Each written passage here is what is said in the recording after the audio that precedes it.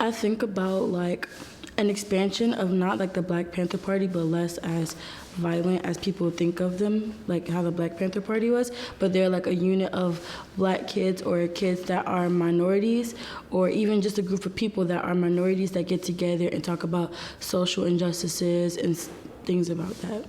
Well, I feel it as it's relevant to me in the sense that it's a connection to my history, and then it has a connection to where it's trying to make lives better for other people.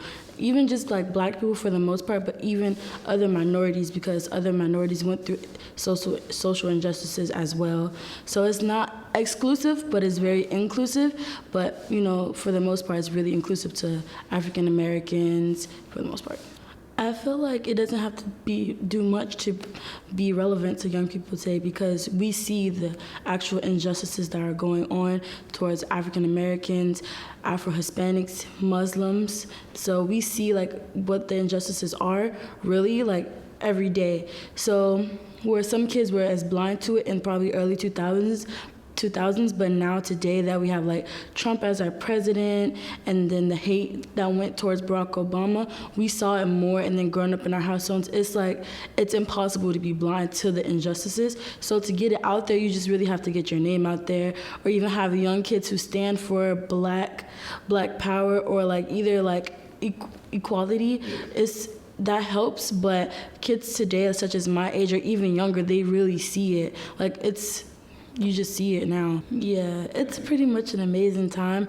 Just as much as lynchings were happening back then, there's even been instances where lynchings just occurred months ago, or even like sometime earlier this year, where like a Black man was hung in a park, an open park, and people found him early in the morning. Or a girl, it was a video going around of her getting hung in a dorm room by a group of white males. So it's really relevant today in all sorts.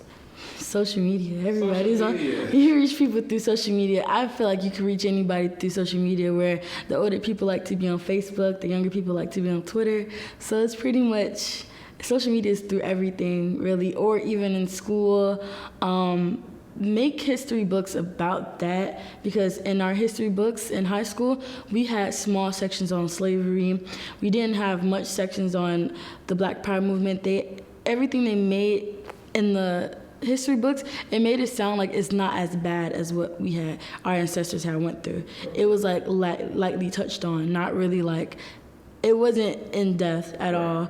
It was really like, this is the surface